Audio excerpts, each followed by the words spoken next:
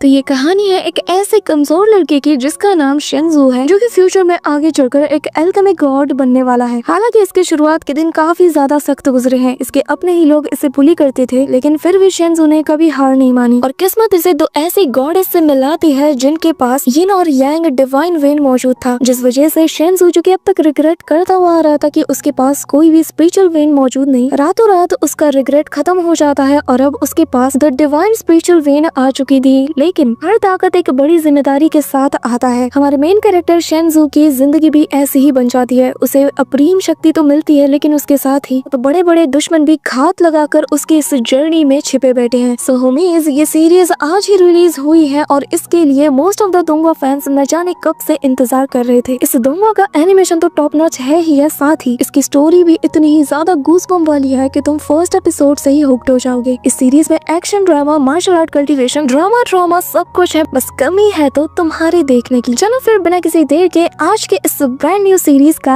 आगाज करते हैं। सो होमीज, हमारे इस एपिसोड के स्टार्टिंग में ही हम यहाँ पर कुछ लोगों को देखते हैं, जिनमें से दो लड़कियां होती हैं जो कि यहाँ से एस्केप कर रही थी। इनमें से एक का नाम सू में याओ और दूसरे का नाम बाई यू यू है और यहाँ इनके पीछे काफी सारे लोग हाथ धो के पड़े हुए थे। तभी उनमें से एक फायर बॉल से इन सभी लोगों पे अटैक करती है, जिस पर एक बंदा यहाँ इमर्ज होता है और कहने लगता है कि तुम दोनों यहाँ से बच के नहीं जा सकते और तुम्हें क्या लगता है अगर तुम दोनों की वजह से ये रियलम कोलैप्स हो गया तो क्या तुम्हारे जो गुनाह है वो माफ कर दिए जाएंगे। जिसमें वो जवाब देती है और कहती है कि तुम्हारे जैसे लोगों को ना इस रियलम के साथ ही मर जाना चाहिए। अब यहाँ पे हम बहुत से बोन क्रिएचर्स को भी देखते हैं जो कि पूरी तरीके से डेथ ऑरा से फिल्ड थे। तभी यहाँ पर एक और पर्सन अपीयर होती है जो कि कहने लगती है कि तुम्हें शर्म नहीं आ रही है, तुम लोग मौत की कगार पे पहुंच चुके हो, लेकिन तुम्हारी जुबान देखो। ये कहते साथ ही उन पर अटैक हो जाता है, जिससे जैसे तैसे करके ये दोनों डॉज करती है कि तभी इनके पीछे एक और दुश्मन इमर्ज होता है, जो कि एक बहुत बड़ा सा बंदा होता है जिसके कंधे पे एक स्किनी ओल्ड मैन मौजूद था। यहाँ पे हम देखते हैं कि सू याओ और बाई यू जब यहाँ से भाग रही थी तो इनके सामने एक बड़ा सा जायंट क्रिएचर आ जाता है, जो कि सीधा अपना हाथ सू याओ की तरफ बढ़ाता है और उस पे एक जोरदार अटैक करता है। लेकिन बाई यू बीच में आकर उसे धक्का दे देती है और वो हिट उससे लग जाता है। लेकिन बाई यू भी हार नहीं मानती, वो यहाँ जैसे तैसे खुद को मैनेज करती है और एक ब्लड वॉर्टेक्स उसके सामने अपीयर होता है, जिसके अंदर से वन आइड क्रिएचर अपीयर होता है, जो कि आते साथ ही उस जायंट से स्टोन मॉन्स्टर पे अटैक करता है। अभी यहाँ पे बाई यू और सू याओ दोनों एक दूसरे का हाथ होल्ड करती है और दोनों साथ में कहती है कि हमारी यिन यांग डिवाइन वेन को ऑब्टेन करने के लिए तुम लोग इस हद तक जा सकते हो, तुम लोगों को तो शर्म आनी चाहिए। इसी के साथ ये लोग अपने अटैक को कंबाइन करती है, जहाँ पर ये लोग अपने यिन यांग डिवाइन वेन को एक दूसरे के साथ यूज करके यहाँ पर एक बहुत ही जायंट सा फॉर्मेशन क्रिएट करती है। और यहाँ सू याओ अपनी यांग एनर्जी से यहाँ पे लाखों की तादाद में फायर वर्ड्स को समन करती है, जो कि आसमान में फ्लोट करती है। वही दूसरी तरफ बाई यू यहाँ पर क्लाउड से एक बहुत बड़ी वॉल बनाती है और जैसे ही ये सारे जो फायर बर्ड्स थे वो उसमें कोलाइड करते हैं तो यहाँ पर बहुत बड़ा एक क्रिएचर बाहर निकलता है, जो कि एक बहुत बड़ी जायंट सी फीनिक्स होती है। लेकिन देखने में ऐसा लग रहा था कि ये अजोर फ्लेम से बनी हुई है और ये जो फीनिक्स था ये सीधा इन सभी से जा टकराता है, जिससे इन सभी की हालत खराब होने लगती है कि तभी एक अटैक आता है जो कि इस बर्ड को पूरी तरीके से डिस्ट्रॉय कर देता है। और ये बंदा सच में बहुत ज्यादा बड़ा होता है। बाई यू से कहती है कि ओ तो तुम आ ही गए, कि तभी वो बंदा कहने लगता है कि बाई यू तुम्हें भूला नहीं चाहिए कि तुमने डेमोनिक पैथ को कल्टीवेट किया है, जो कि हेवेंस के वे को डिफाई करता है। तो आखिर क्यों ना मैं तुम्हें एक और मौका देता हूँ, तुम लोग पश्चाताप करो और सही रास्ते पे लौट आओ। ये कहते साथ ही वो काफी ज्यादा के साथ इन पे चिल्लाता है और यहाँ इतनी तेज लाउड वॉइस ही निकालता है कि ये लोग दूर हटने पे मजबूर हो जाते हैं। कि तभी सू याओ कहती है कि तुम खुद एक डीमन हो और तुम सही और मर्सीफुल होने का दावा करते हो, तुम्हें तो शर्म आनी चाहिए। जिसपे इस बंदी को गुस्सा आता है और वो इन दोनों की तरफ अपना हाथ बढ़ा देता है, जिसका प्रेशर इतना ज्यादा होता है कि ये लोग खून की उल्टियां करना शुरू कर देती है। पर तभी ये दोनों अपने यिन और यांग डिवाइन एनर्जी को आपस में यूज करके एक पावरफुल अटैक को क्रिएट करती है और जैसे कि यहाँ पे एक जायंट सी स्वॉर्ड जो है वो जमीन से निकलती है और उस हाथ को काउंटर करने के लिए आगे बढ़ती है। और जैसे ही ये दोनों आपस में टकराते हैं, सू याओ और बाई यू ये दोनों खून की उल्टियां करने लगते हैं और देन जब ये बंदा अपने अटैक को पुश करता है तो इतना जोर का इम्पैक्ट रिलीज होता है कि ये दोनों नीचे मौजूद क्लाउड वॉर्टेक्स के अंदर जा गिरती हैं। और तभी ये बंदा अपने साथियों से कहता है कि जाओ इनके पीछे जाओ, भले ही हम लोगों को 3 रियलम्स को अपसाइड डाउन ही क्यों ना करना पड़े, हमें फिर भी हर हाल में यिन और यांग जो डिवाइन वेन है उन्हें सीज करना ही होगा। जिस पे ये बंदा भी हाँ में नोट करता है कि तभी सीन शिफ्ट होता है और हम हमारी कहानी के मेन कैरेक्टर सेंशु को देखते हैं, जहाँ पर वो माउंटेन पे चढ़ाई कर रहा था। काफी ज्यादा बारिश हो रही थी, जिस वजह से यहाँ पे जो पत्थर थे वो काफी ज्यादा स्लिपरी हो चुकी थी। अचानक से शेन का हाथ फिसलता है और वो यहाँ से गिरना शुरू कर देता है। चट्टानों से वो टकराते हुए फाइनली अपने डैगर को वहाँ एक जगह पे धंसा देता है और इसकी जान बच जाती है। और जब वो नीचे की तरफ देखता है तो कहता है कि ये जो इमॉर्टल डीमन क्लिफ है ये पूरी तरीके से डेथ एनर्जी से भरी हुई है, लेकिन अगर मैं बस कैसे भी करके जो लेजेंडरी हेल लिंग्जी है उसे ढूंढ लूं तो मेरे पास एक मौका होगा कि मैं अपनी स्पिरिचुअल वेन को वापस से अवेकन कर पाऊंगा। अब यहाँ अपनी स्पिरिचुअल वेन के अवेकन का जब वो सोचता है ना तो वो और ज्यादा डिटर्मिनेशन के साथ सीधा नीचे की तरफ बढ़ता है और जैसे तैसे करके जैसे ये जमीन पे लैंड करता है वो यहाँ का नजारा देख के हैरान था, क्योंकि चारों तरफ बस कंकाल ही कंकाल मौजूद था। फिर क्या ह्यूमन और क्या बीस्ट, मरने के बाद सब एक जैसे ही दिख रहे थे। शेन यहाँ काफी केयरफुल तरीके से आगे बढ़ रहा था, हर जगह को वो ऑब्जर्व कर रहा था, लेकिन वो हैरान था कि आखिर यहाँ पे ऐसा क्या हुआ होगा कि तब से ये जगह ऐसी बन चुकी है। उसे चारों तरफ बस खून और टूटे फूटे अवशेष नजर आ रहे थे और शेन ये सारी चीजें देखकर और ज्यादा केयरफुल हो जाता है कि तभी उसे ऐसा लगता है कि पीछे से कोई आ रहा है, लेकिन जब वो मुड़ता है तो यहाँ कोई नहीं था। इसी के साथ वो और ज्यादा डीप में जाने लगता है और जैसे जैसे वो यहाँ आगे बढ़ता है यहाँ का जो डेथ ऑरा है ये पहले से और ज्यादा थिक होता चला जाता है। अब यहाँ ये सारी चीजें चल रही थी कि तभी अचानक से उसे सामने तेज रोशनी नजर आती है, जिसे देखकर उसके चेहरे पे एक्साइटमेंट साफ देखा जा सकता था और वो खुशी के मारे कहने लगता है कि क्या ये वही चीज है। जिसके बाद वो दौड़ते हुए उस चीज की तरफ जाता है, लेकिन जैसे ही वो एक कदम आगे बढ़ाता ही है कि तभी एक सरप्राइजिंग अटैक उसके पीछे से उस पे हो जाता है, जिससे वो बाल बाल बचता है। और ये यहाँ पे एक बीस्ट था जो कि यहाँ का एक गार्डियन बीस्ट ही माना जा सकता है। और यहाँ पे जैसे ही वो शेन को देखता है तो उसे लगता है कि शायद वो उस चीज को ही लेने के लिए जा रहा था और इसी वजह से ये मॉन्स्टर उस पे अटैक कर देता है। शेन भी यहाँ पर अपने छोटू से डैगर के साथ फाइट करने की कोशिश करता है, लेकिन कहाँ ये ड्रैगन और कहाँ कमजोर सा शेन। यहाँ पर ये जो मॉन्स्टर था वो लगातार उस पे पीछे से हमला करता है और शेन बस डॉज करने के अलावा और कुछ कर भी नहीं पाता। लेकिन तभी वो समझ आता है कि मैं इससे कभी नहीं जीत सकता, मुझे कुछ और सोचना होगा। तो वो हवा में जंप करते हुए यहाँ से एस्केप करने को देखता है। जैसे ये मॉन्स्टर उसे फॉलो करने ही वाला था कि तभी वो पलटता है और सोचता है कि बहुत कूल वे में एक स्लैश अटैक मारूंगा, लेकिन वो अपना हाथ घुमाता ही है कि उससे पहले ये जो मॉन्स्टर था ये पलट के उसे एक जोरदार थप्पड़ लगाता है और अगले ही पल हमारा हीरो शेन जमीन पे जा गिरता है। अब शेन जैसे तैसे खुद को संभालता ही है कि तभी एक आवाज उससे कहती है कि शेन तुम्हें मान लेना चाहिए कि तुम्हारी जो स्पिरिचुअल वेन है ना ये पूरी तरीके से बेकार है। और शेन को अब यहाँ पुरानी मेमोरीज याद आती है जहाँ पर उसे उसके ही क्लैन के जो मेंबर्स हैं वो लोग बुरी तरीके से बुली कर रहे थे, उसे बुरी तरीके से मारा गया था और यहाँ पे वो बंदा कहता है कि शेन तुम एक नंबर के फेलियर हो, तुम्हारी वजह से तुम्हारी फैमिली के हाथों से क्लैन हेड की पोजीशन भी जा चुकी है। और रूल्स तो तुम्हें पता ही है कि जो फैमिली हेड होता है उसके अगर बच्चे जो कि ऑर्डिनरी पर्सन की तरह पैदा हो, यानी कि उनके अंदर कुछ खास टैलेंट ना हो, तो वो लोग क्लैन हेड की पोजीशन को होल्ड नहीं कर सकते। अब यहाँ ये सुनकर जो शेन है वो गुस्से के साथ अपना हाथ पटकता है कि तभी वो प्रेजेंट टाइम में खुद को इमेजिन कर रहा था कि आखिर मैं कितना बड़ा यूजलेस हूँ। इसी दौरान उस पे वापस से वो जो मॉन्स्टर था वो अटैक कर देता है, जिससे शेन जो है जैसे तैसे करके खुद को बचा रहा होता है, लेकिन अगले ही पल ये जो मॉन्स्टर था ये वापस से इस पे एक जोरदार अटैक करके इसे बिल्कुल खाई के करीब ले जाता है। और तभी शेन जब नीचे की तरफ देखता है तो पाता है कि वहाँ पर दहकता हुआ लावा मौजूद था। शेन यहाँ पे काफी ज्यादा पैनिक करता है, लेकिन फिर वो खुद से कहता है कि मुझे अब मेरे फादर पे ज्यादा बर्डन नहीं बनना, मुझे हर हाल में उस चीज को अचीव करना ही होगा। जिसके बाद वो खड़ा हो जाता है और पलट के देखता है, तभी उसकी नजर ऊपर वॉल पे जाती है जहाँ पर एक चट्टान का नुकीला हिस्सा लटक रहा था कि तभी वो तेजी से वहाँ पे जंप करता है और उसे देखते साथ ही ये जो बीस्ट था ये भी उसे फॉलो करता हुआ हवा में जंप कर देता है। लेकिन तभी शेन अपनी रस्सी से उस चट्टान को टाइटली बांध लेता है और जब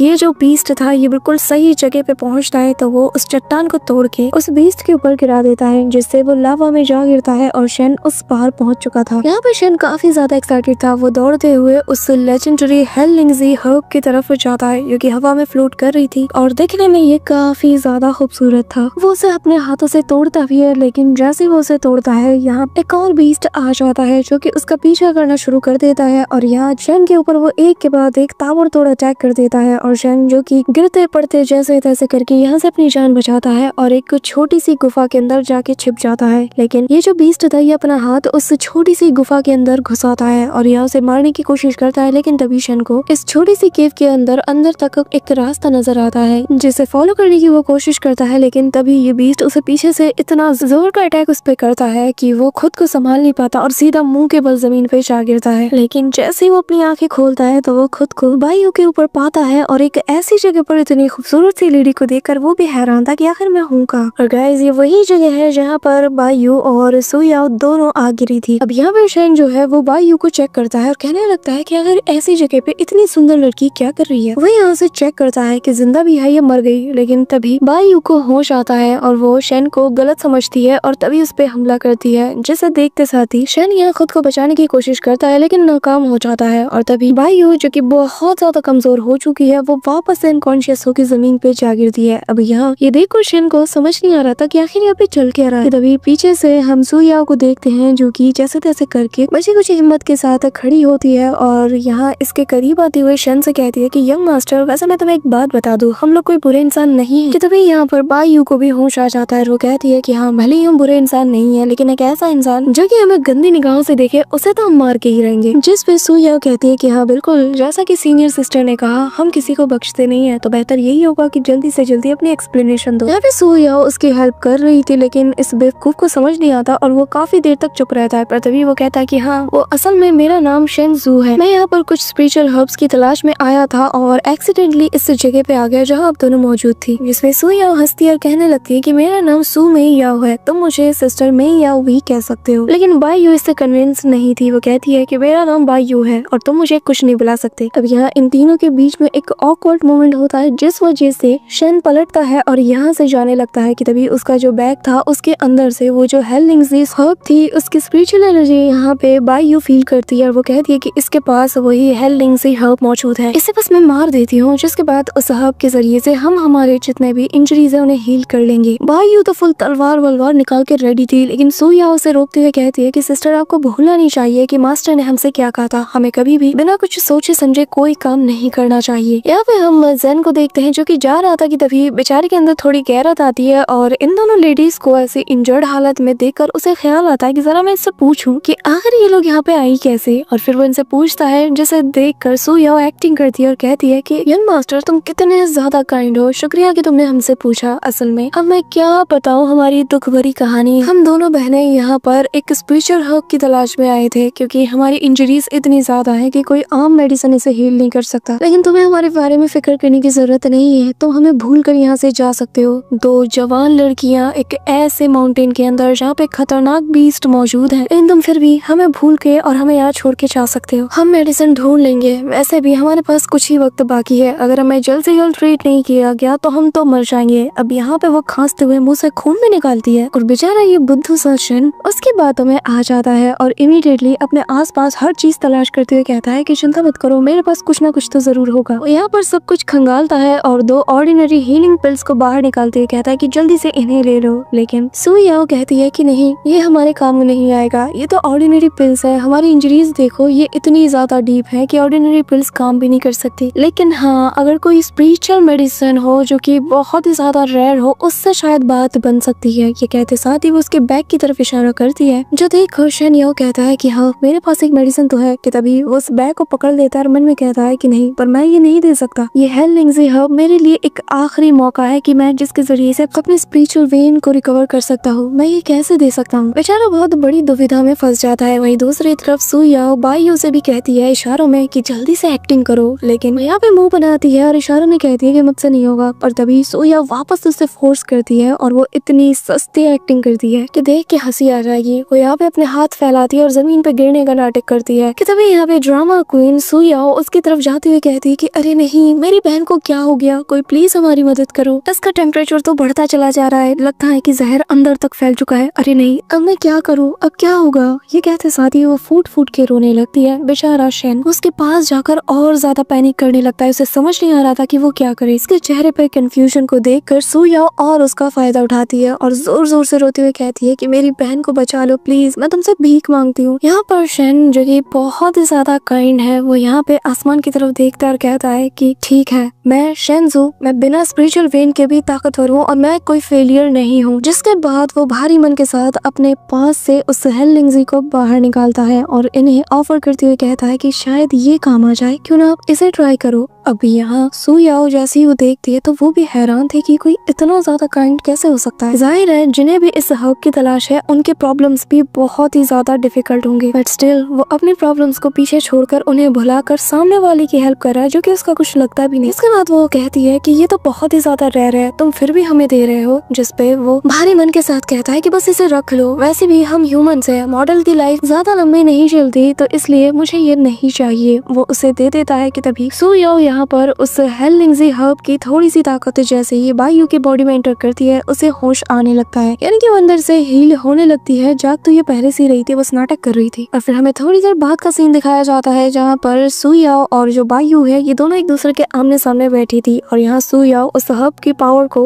और उसके अंदर जो स्पेशल एसेंस है उसे यहाँ पे ड्रेन करना शुरू कर देती है। इसी के साथ वो दोनों वापस से एक दूसरे का हाथ पकड़ती है और फिर उस एनर्जी को साथ में कंज्यूम करती है। लेकिन यहाँ पे जो वो जगह थी वहाँ पर काफी ज्यादा स्पिरिचुअल एनर्जी इनकी बॉडी से रिलीज हो रहा था, जिसे फील करते साथ ही शेन भी हैरान था कि आखिर ये दोनों है कौन जो कि इतने ज्यादा प्योर स्पिरिचुअल एनर्जी को पोजेस किए हुए हैं और ये इतनी ज्यादा स्ट्रॉन्ग है। अब यहाँ पे वक्त धीरे धीरे गुजरता है और दोनों इस पावर को कंज्यूम करने में बैठ जाती हैं कि तभी यहाँ पे बायू को तो होश आ जाता है, लेकिन अगले ही पल सुयाओ की हालत खराब हो जाती है। उसके मुंह से खून निकलता है जो देखकर शेन भी काफी ज्यादा पैनिक कर जाता है। यहाँ पे बायू उसके पास जाकर कहती है कि आखिर तुम्हें क्या हुआ, लेकिन जैसे इसकी नजर शेन पे जाती है तो वो समझ जाती है कि यहाँ पर इसी ने कुछ गड़बड़ किया होगा। वो सीधा अपने सक्शन फोर्स की मदद से शेन को अपने पास खींचती है, उसकी गर्दन को पकड़ती है और कहती है कि आखिर तुम्हारी हिम्मत कैसी हुई, तुमने ही उस हर्ब में पॉइजन को मिलाया था ना। हाँ, और अब देखो तुम्हारी वजह से इसकी बॉडी में पॉइजन एंटर कर चुका है। यहाँ पे बायू उसका गला बहुत जोर से दबाने लगती है, जिसमें शेन कहता है कि नहीं, मेरा यकीन करो, मैंने ऐसा कुछ नहीं किया। कि तभी सुयाओ को होश आता है, वो कहती है कि सिस्टर मेरे ख्याल से इसमें इसकी कोई गलती नहीं, वो काफी ज्यादा प्योर है, इसी वजह से जो हमारे मेरिडियंस है जो कि ऑलरेडी डैमेज हो चुके हैं वो इसे सर्वाइव नहीं कर पा रहे। यहाँ ये दोनों कमजोर हो गए, अनकॉन्शियस होने लगती है। वहीं दूसरी तरफ शेन को समझ नहीं आ रहा था कि आखिर वो करे तो करे क्या, और सोने पे सुहागा यहाँ पे वो जो बीस्ट था वो भी आ जाता है। अब वो यहाँ पे दोनों को एक जगह पे लिटाता है और कहता है कि मैं इसका ध्यान भटका रहा हूँ, प्लीज तुम दोनों खुद को प्रोटेक्ट करना। यहाँ की चट्टान भी जो है वो भी धीरे धीरे धंसना शुरू कर देती है, जिस वजह से ये केव जो था ये काफी ज्यादा अनस्टेबल हो जाता है। शेन दौड़ते हुए जाता है और फाइट करना शुरू कर देता है। वहीं दूसरी तरफ सुयाओ उसे देख रही थी कि एक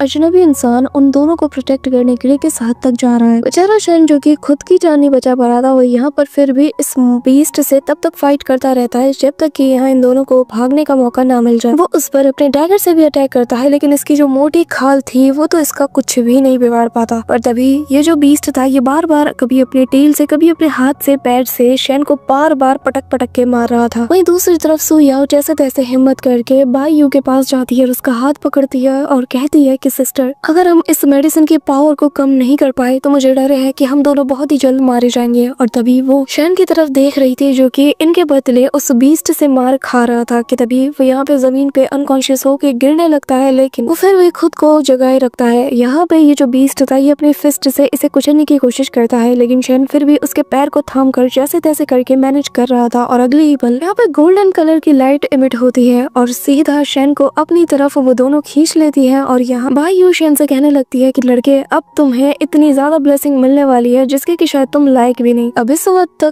वक्त तक हम देखते हैं कि शेन पूरी तरीके से बेहोश था। बायू कहने लगती है कि जब बात हो डेमोनिक पैथ की तो मेरी जो टेक्निक्स है, मेरी जो महारत है, उसमें मुझे कोई बीट नहीं कर सकता। वहीं दूसरी तरफ सुयाओ भी अपने इमॉर्टल पैथ को एक्टिवेट करते हुए कहती है कि जब बात हो इमॉर्टल पैथ की तो मुझे भी कोई बीट नहीं कर सकता, मैं भी एक अल्टीमेट पर्सन हूँ। ये कहते साथ ही ये लोग अपने ब्लड पावर को एक दूसरे के साथ शेयर कर दिए हैं, जिसका मतलब ये है कि इन तीनों की लाइफ अब कनेक्टेड है। और इसीलिए इन लोगों ने 3 लाइफ टाइम उस फॉर्मेशन को भी एक्टिवेट किया था, जहाँ पर ये दोनों अपनी जो डिवाइन वेन है उसे यहाँ शेन के साथ शेयर करती है। और यहाँ दोनों ही अपनी डिवाइन वेन को जैसे ही उसके अंदर डालती है तो इससे शेन की बॉडी में इंटेंस अमाउंट में पेन अपीयर होता है। बेसिकली यहाँ पर शेन को यिन और यांग डिवाइन वेन मिल चुका था। इसी के साथ यहाँ पे उसकी बॉडी जवाब देने लगी थी, लेकिन सुयाओ कहती है कि लड़के, तुम्हें इस वक्त हार नहीं मानना वरना हम तीनों मारे जाएंगे। और फिर वो बायू के साथ अपने हाथ को पकड़ती है और ये दोनों हवा में तेजी से फ्लोट करते हुए शेन के सी ऑफ कॉन्शियसनेस में एंटर करना शुरू कर देते हैं, ताकि इनकी पावर का कुछ हिस्सा इसके पास चली जाए। और अगले पल वो लोग इस काम में कामयाब हो भी जाती है, लेकिन तभी शेन की बॉडी जवाब दे देती है। यहाँ पे इतना बड़ा एक्सप्लोजन होता है कि ये तीनों एक दूसरे से काफी दूर छिटक जाते हैं। कि तभी वो बीस्ट भी मैदान में उतर पड़ता है और वो सीधा सुयाओ की तरफ लपकता है, लेकिन बीच में बायू आकर उसे हक कर लेती है और कहती है कि नहीं, मेरे रहते तुम मेरी बहन को कुछ नहीं कर पाओगे। पर तभी जैसे ही वो उसे मारने वाला था, शेन यहाँ कमाल की एंट्री मारता है और एक सिंगल स्ट्राइक से ही इस बीस्ट को बहुत दूर फेंक देता है। इस बीस्ट को भी गुस्सा आ रहा था। वहीं दूसरी तरफ हम शेन को देखते हैं जहाँ पे उसकी बॉडी से काफी ज्यादा टेरिफाइंग एनर्जी रिलीज हो रही थी। ये बीस्ट उस पे बार बार अटैक करता है, लेकिन इस बार शेन बहुत इजीली मूव कर पा रहा था। यहाँ पे ये बीस्ट भी सरप्राइज था कि आखिर कुछ ही पल में इसको हो क्या गया है। कि तभी शेन यहाँ पर इतनी जोर का किक इस बीस्ट पे जड़ता है कि उसकी हालत खराब हो जाती है। सो याओ ये देखकर काफी ज्यादा इम्प्रेस हो चुकी थी, लेकिन यहाँ पे शेन अभी रुका नहीं था। ये बीस्ट वापस इसकी तरफ बढ़ता है। इस बार शेन की आईज ग्लो करती है और वो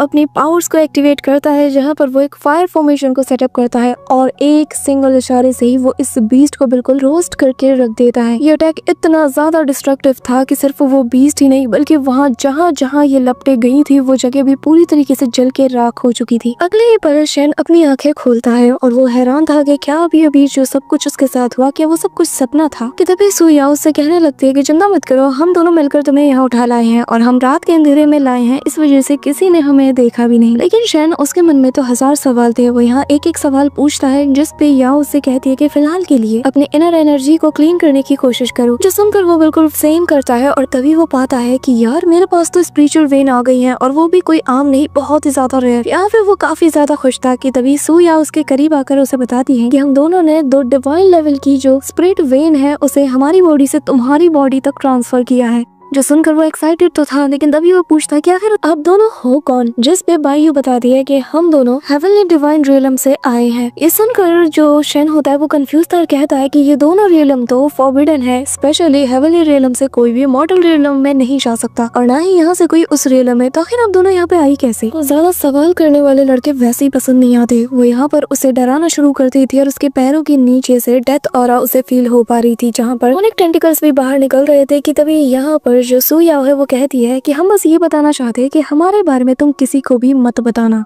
शेन भी समझ जाता है कि इन लोगों ने वैसे ही अपनी डिवाइन वेन्स को मेरे साथ शेयर किया है। ये लोग बहुत ज्यादा काइंड है और मिस्टीरियस भी, पर मैं फिर भी इनके ऊपर कोई भी आँच आने नहीं दे सकता। और तभी वो उनका शुक्रिया अदा करते हुए कहता है कि अपनी डिवाइन वेन को मेरे साथ शेयर करने के लिए बहुत शुक्रिया और मैं वादा करता हूँ कि मैं इसे हमेशा सीक्रेट रखूंगा। कि तभी सू याओ उसे कहती है कि ठीक है फिर आज से हम तुम्हारे घर में ही रहेंगे। जो सुनकर शेन शॉक था और वो बताती है कि क्या हमने अपनी डिवाइन वेन तुम्हारे साथ शेयर किया है, क्या तुम हमारे लिए इतना भी नहीं कर सकते। कि तभी ये दोनों यहाँ पर नहाने के लिए चली जाती हैं, जिसे देखकर वो कहने लगता है कि यार ऐसा मत करो, कोई आ जाएगा फिर मैं क्या करूंगा। बेचारा शेन इन्हें रोक नहीं पाता। कि तभी उसकी फियांसे यानी कि उसकी मंगेतर भी आ जाती है और वो डोर नॉक करती है और वो उन दोनों से कहने लगता है कि यार जल्दी करो, अब तो मेरी फियांसे भी आ गई है। कि तभी वो दरवाजा खोलता है। शिनशियान अंदर आते साथ ही इधर उधर झांकते हुए कहने लगती है कि एक बात बताओ, तुम्हें डोर ओपन करने में इतना टाइम क्यों लग गया। जिसपे शेन कहता है कि नहीं ऐसे तो कोई बात नहीं, ये बताओ तुम आखिर इतनी सुबह सुबह यहाँ क्या कर रही हो। जिसपे शिनशियान बताने लगती है कि क्यों, क्या मैं यहाँ नहीं आ सकती या फिर यहाँ पे कोई और औरत मौजूद है। अब यहाँ पे शेन के तो पसीने छूटने लगते हैं। कि तभी वो कहती है कि ये पीछे तुम्हारे क्या है, जहाँ तक मुझे याद है तुम यूजुअली घर के अंदर नहीं नहाते। सरो मुझे देखने दो, मैं भी तो देखूं कि आखिर अंदर क्या चल रहा है। अब यहाँ पे वो उसे रोकने की कोशिश करता है लेकिन वो एंटर हो जाती है। पर तब तक यहाँ का सब कुछ सेट हो चुका था और यहाँ से वो दोनों गायब हो चुकी थी, जो देख कर शेन भी राहत की सांस लेता है। और तभी वो कहने लगता है कि एक बात बताओ शिनशियान, क्या तुम यहाँ पे मुझे नहाते हुए देखने के लिए आई थी। जिसमें वो काफी ज्यादा एम्बैरेस हो जाती है और यहाँ से चली जाती है। कि तभी थोड़ी देर बाद का ना सीन दिखाया जाता है, जहाँ पर शिनशियान और जो शेन है ये दोनों मौजूद थे। शेन को वो बताती है कि असल में मेरे फादर चाहते हैं कि मैं तुमसे दोबारा कभी ना मिलूं। वो चाहते हैं कि मैं तुमसे ये रिश्ता भी तोड़ दूं, हालांकि मैंने उन्हें साफ मना कर दिया और मेरे फादर मेरी शादी किसी और के साथ अरेंज कराना चाहते हैं। क्यों ना एक काम करते हैं, हम दोनों यहाँ से भाग चलते हैं, फिर हमें कोई भी एक दूसरे से अलग नहीं कर पाएगा। जिसपे शेन से कहता है कि तुम पागल हो गई हो, आखिर तुम ऐसा कैसे कह सकती हो, मुझे तुम्हारी इज्जत की ज्यादा परवाह है। यहाँ पे शेन उसे समझा रहा होता है कि तभी शिनशियान उसे किस करती है एंड देन उसका फादर यहाँ पे आ जाता है और वो चिल्लाते हुए कहता है कि आखिर तुम दोनों कर क्या रहे हो। कि तभी वो अपनी बेटी का हाथ पकड़ के यहाँ से उसे घसीटते हुए ले जाने लगते हैं। शेन भी उनके पीछे पीछे जाने लगता है और कहता है कि प्लीज मेरी बात सुनिए, मुझे एक्सप्लेन करने का मौका तो दीजिए। लेकिन शिनशियान का फादर एक बात नहीं सुनता और वो घसीटते हुए उसे यहाँ से ले जा रहा था। यहाँ पे हम जो रुओतियान हुआ है उसे भी आता हुआ देखते हैं और जो कि यहाँ पर उस लड़की के फादर से कहने लगता है कि आपको इतना ज्यादा गुस्सा नहीं करना चाहिए। अब यहाँ पर जैसे ही याओ फैमिली के यंग मास्टर को वो बंदा देखता है, यानी कि शिनशियान का फादर जब देखता है तो वो अपनी बेटी से कहता है कि चलो जाके यंग मास्टर को ग्रीट करो। अब यहाँ पे वो कहती है कि नहीं मैं ऐसा कुछ नहीं करने वाली। जो सुनकर उसके फादर को गुस्सा आता है और वो उस पे हाथ उठाने को जाता है, जिस पर त्यान हुआ उसका हाथ रोक लेता है और कहने लगता है कि भला इस बात में हाथ उठाने की क्या जरूरत, ये तो बस मुझे अच्छे से जानती नहीं, एक बार हमारी शादी हो जाए फिर ये। कि तभी वो उसकी बात को काटते हुए कहने लगती है कि सपना छोड़ दो, मैं जिंदगी में कभी भी तुमसे शादी तो नहीं करने वाली। यहाँ पे शेन भी भी आ जाता है और तभी शीशियान उसके पास जाकर कहने लगती है कि चलो यहाँ से चलते हैं। कि तभी उसका फादर उसका हाथ पकड़ते हुए कहता है कि तुम्हें पता भी है कि आखिर तुम किसे मना कर रही हो। त्यान हुआ हमारी इस पूरे रॉयल सिटी का सबसे जीनियस लड़का है। इस शन जो कि एक नंबर का वेस्ट और ट्रैश है, इससे तो कई गुना ज्यादा वो बेहतर है। अब यहाँ पे लोग की भीड़ भी इकट्ठा हो रही थी कि तभी शन उसके फादर से कहता है कि आखिर आप ऐसा कैसे कर सकते हैं, मेरी और शीशियान की एंगेजमेंट आपके और मेरे फादर की रजामंदी से तय हुई थी, आखिर आप ऐसा कैसे कर सकते हैं। तभी यहाँ पर एक ओल्ड मैन आते हुए कहने लगता है कि आज से ठीक 3 दिन बाद तुम्हारा फादर यानी कि शन त्यान हुआ अपनी पोजीशन को पूरी तरीके से गवा देगा। तुम्हारा फादर फिर शन फैमिली का हेड नहीं रहेगा, लेकिन फिर भी तुम यहाँ पर अपनी फैमिली का हवाला देते हुए यहाँ पे नेगोशिएट करने की कोशिश कर रहे हो। यहाँ पे हमें बताया जाता है इस बंदे का नाम है शन यी हैन और ये भी शन फैमिली का ही एक हिस्सा है। कि तभी यहाँ पर हमारे मेन हीरो यानी कि शन जू को बहुत ज्यादा गुस्सा आता है। कि तभी उसका फादर भी यहाँ पे आता है और वो यहाँ शन यी हैन से कहने लगता है कि ये हमारा आपसी मामला है, तो बेहतर यही होगा कि तुम इसमें दखल अंदाजी ना करो। कि तभी वो शीशियान के फादर से कहता है कि हम दोनों इतने सालों से दोस्त रहे हैं, पर फिर भी क्या तुम इस एंगेजमेंट को आज तोड़ना चाहते हो। जिस पे यहाँ पे शीशियान का फादर कहता है कि आखिर मैं क्या करूँ, एक बाप होने के नाते मैं अपनी बेटी का फ्यूचर एक ऐसे लड़के के हाथों में कैसे दे दूं जिसकी स्पिरिचुअल वेन ही डिस्ट्रॉय हो चुकी है, जो एक यूजलेस है, और तो और 3 दिन बाद तुम्हारी पोजीशन भी तुम्हारे हाथ से चली जाएगी। तो तुम ही बताओ आखिर मैं एक बाप होने के नाते क्या करूँ। तभी यहाँ पर जो शन जू है यानी कि हमारा मेन कैरेक्टर वो मैदान में आता है और कहने लगता है कि ठीक है, आपके कहने का मतलब ये है कि अगर मेरे पास स्पिरिचुअल वेन हुई तो मैं आपकी बेटी से शादी कर सकता हूँ, है ना। ये कहते साथ ही वो यहाँ पर अपने पावर्स को एक्टिवेट करता है, जिसे देखते साथ ही सभी लोग हैरान हो जाते हैं और उसका फादर तो खुशी के मारे फूले नहीं समा रहा था। कि तभी यहाँ पर जो रूतियान हुआ है वो कहने लगता है कि आखिर तुम कहना क्या चाहते हो, तुम्हारी ये जो पावर्स है ना ये बस दिखाने के लिए है, तुम इसे मेंटेन नहीं कर सकते ज्यादा देर तक। जिस पे जो शन जू है वो कहने लगता है कि ठीक है, फिर क्यों ना हम दोनों एक मुकाबला कर लेते हैं और पता लगा लेते हैं कि कौन ज्यादा स्ट्रॉन्ग है। जिस पे वो भी मान जाता है और अब सभी लोग जगह छोड़ देते हैं। शन जू है वो सबसे पहले जाता है, अटैक करता है, लेकिन बहुत इजीली त्यान हुआ उसके अटैक से डॉज कर पा रहा था और वो कहता है कि बस इतना ही। अब यहाँ पे हम शन जू को देखते हैं जो कि मन में कहता है कि आखिर मैं वो पावर को समन क्यों नहीं कर पा रहा जिसके जरिए से मैंने उस बीस्ट को उस केव के अंदर हराया था। शायद वो टेम्पररी कोई पावर्स होंगी, लेकिन तभी वो खुद पे फोकस करता है और यहाँ पे अपनी पावर्स को एक्टिवेट करते हुए फायर फिनिक्स को समन करता है। काफी ज्यादा कमजोर था, लेकिन यहाँ इनके लिए तो ये बहुत ज्यादा रेयर था, तो वो इसे देखते साथ ही हैरान थे कि वो एक फ्लेम फायर फिनिक्स को यहाँ पे समन कर पा रहा था। इसी के साथ यहाँ पे जो शन जू है उसकी स्पीड इंक्रीज हो जाती है और वो तेजी से त्यान हुआ पे अटैक करता है। त्यान हुआ भी अपने फैन से डॉज करता है, लेकिन शन जू के जो फ्लेम का इम्पैक्ट था ना उसे देखते साथ ही वो भी हैरान था कि इतनी मिस्टीरियस फ्लेम वाली ये एनर्जी आखिर इसके पास आ कहां से रही है। यहाँ पे इन दोनों के बीच क्लोज कॉम्बैट होता है और जैसे जैसे कॉम्बैट इंटेंस होता जाता है यहाँ पे शन जू उस पे भारी पड़ता है और अपने फ्लेम के जरिए से वो तो उसके पंखे को भी चला के राख कर देता है। सभी लोग ये देख के हैरान थे और शीशियान का फादर कहता है कि आखिर शन जू यंग मास्टर याओ को बराबर की टक्कर कैसे दे पा रहा है।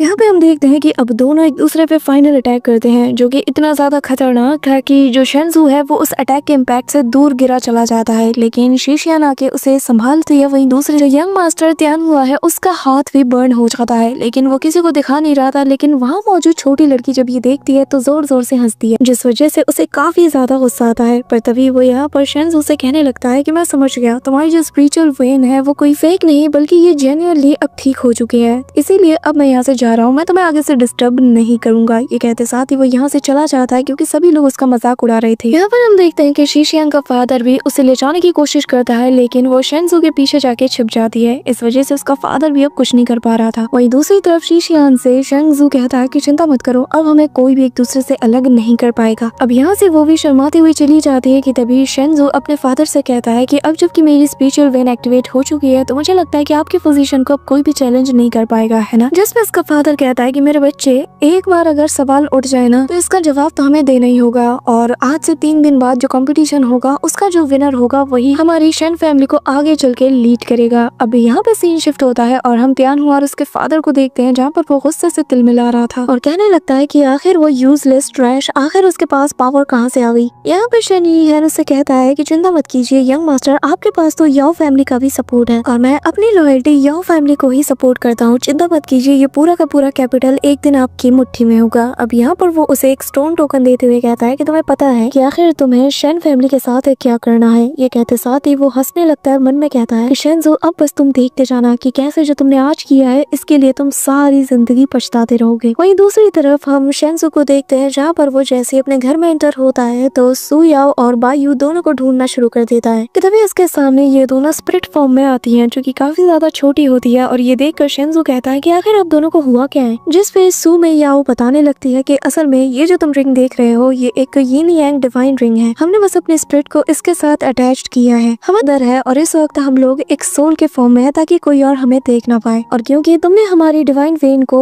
ऑब्टेन किया है इसी वजह से तुम हमें देख पा रहे हो। इसी के साथ वो उसे वो रिंग पहनाती है और कहती है कि इसे अपने पास सेफली रखना। कि तभी वो कहता है कि क्या मैं भी इस यिन यांग डिवाइन वर्ल्ड के अंदर जा सकता हूँ। सू याओ चिल्लाते हुए कहती है कि बिल्कुल नहीं, ऐसा कभी सोचना भी मत, क्योंकि तुम्हारी कल्टीवेशन लेवल काफी ज्यादा वीक है और एक मॉर्टल मार्शल के 3rd स्टेज के कल्टीवेशन के साथ तुम कभी भी इसके अंदर एंटर नहीं कर पाओगे। यहाँ पर शेंजू जब सुनता है ना कि उसकी कल्टीवेशन लेवल ऑलरेडी मॉर्टल वर्ल्ड के मार्शल रियलम के 3rd स्टेज पे पहुंच चुकी है तो वो काफी ज्यादा एक्साइटेड हो जाता है। कि तभी यहाँ पर सू याओ बताने लगती है कि तुम्हारे पास एक डिवाइन वेन है तो इसे बर्बाद होने मत दो, तुम्हें अब ज्यादा से ज्यादा ट्रेनिंग करना है। और हाँ, वो जो ब्लड कॉन्ट्रैक्ट हमारे बीच में बना था उसे भूलना मत। और आज से हम तीनों एक दूसरे से कभी भी अलग नहीं हो सकते। हमने तुम्हें डिवाइन वेन दिया है तो बदले में तुम्हें बहुत ज्यादा मेहनत करके हमारी कल्टीवेशन को हमें ऑब्टेन करने में मदद करानी होगी। हमें हमारी कल्टीवेशन को हर हाल में रिस्टोर करना होगा। जिसपे वो कहता है कि पर आखिर मैं आपकी मदद कैसे कर सकता हूँ। जिसपे बायू बताती है कि हमें बस तब का इंतजार है जब तुम निर्वाणा रियलम पे ब्रेक थ्रू करोगे। शेंजू कहता है कि लगता है कि आप लोग मुझ पे कुछ ज्यादा ही भरोसा दिखा रही हैं। जिसपे याओ बताती है कि हम तुम्हें 4 सिंबल डिवाइन आर्ट को सिखाएंगे और ये जो आर्ट है ये मेरी टेक्निक है और जो कि अज़ोर ड्रैगन की मदद से किया जाता है। अब वो यहाँ पर उसे टीच करना शुरू कर देती है जहाँ पे वो बताती है कि तुम्हें अपनी सुप्रीम यांग डिवाइन वेन को एक गाइड के तौर पे यूज करना है, जिसके जरिए से तुम हेवन एंड अर्थ की जो वुड स्पिरिचुअल एनर्जी है उसे समन कर पाओगे। और ऐसे करते करते वो उसे गाइड करती है लेकिन एट द एंड शेंजू उस फ्लेम को एक्टिवेट नहीं कर पाता। तभी सू याओ बताने लगती है कि जैसे जैसे तुम आगे बढ़ोगे अवेकनिंग और ज्यादा मुश्किल होती जाएगी। अब तुम्हें खुद ही पता लगाना है कि आखिर हर चीज को फॉलो करने के बाद भी आखिर तुम कामयाब क्यों नहीं हुए। ये कहते साथ ही वो दोनों यहाँ से चली जाती है। कि तभी हमें उसके फादर को दिखाया जाता है जहाँ पर वो अपने सबसे लॉयल सर्वेंट से कहता है कि अगर मुझे इस कंपटीशन में कुछ भी होता है तो तुम मेरे बेटे शेंजू को लेकर यहाँ से काफी दूर निकल जाना, कभी भी उसे शेन यी हैन के हाथों में पड़ने मत देना। यहाँ पे ये जो बंदा है ये कहने लगता है कि मास्टर शेन फेई आप चिंता मत कीजिए, हम यंग मास्टर को कुछ भी नहीं होने देंगे। वहीं दूसरी तरफ हम देखते हैं कि 2 दिन ऐसे ही बीत जाते हैं और शेंजू लगातार प्रैक्टिस करता है और उसकी जो अज़ोर ड्रैगन की पावर है वो काफी लेवल तक इंक्रीज हो चुकी है। ये चीज बायू और सू याओ भी देख रही थी और वो दोनों भी इसकी तारीफ करती हैं। कि तभी बायू कहती है कि इसकी जो कल्टीवेशन सरपास करने की स्पीड है ये हमें भी सरपास कर चुका है। हम भी जब शुरुआती दौर में थे तो हमारी स्पीड भी इतनी ज्यादा नहीं थी। लेकिन फिर बायू कहने लगती है कि पर मुझे फिर भी डर है कि वो लोग इवेंचुअली हमें यहाँ पे भी ढूंढ लेंगे। जिसपे सू याओ कहती है कि हमें फिलहाल के लिए इस लड़के पे भरोसा रखना ही होगा। उम्मीद करते हैं कि हमारी जो डिवाइन वेन है इसके जरिए से ये खुद को और हमें दोनों को बचा लेगा। इसी के साथ तो फाइनली वो दिन भी आ जाता है जब शेन फैमिली का वो कंपटीशन होने वाला था। यहाँ पे एल्डर सभी को ग्रीट करके कंपटीशन के बारे में बता देते हैं, साथ ही इसका जो आउटकम निकलेगा उसके बारे में भी। यहाँ पे जो ग्रैंड एल्डर है वो शेन फेई यानी कि जो शेंजू है इसके फादर को भी कहते हैं कि अब जबकि तुम्हारे बेटे के पास स्पिरिचुअल वेन मौजूद है तो तुम भी कंपटीशन का हिस्सा बन सकते हो। यहाँ पे हम देखते हैं कि वो सभी लोग एग्री कर जाते हैं। कि तभी वो बताते हैं कि जो भी बैटल अरीना में ज्यादा देर तक टिका रहेगा वही अगला लीडर बनेगा।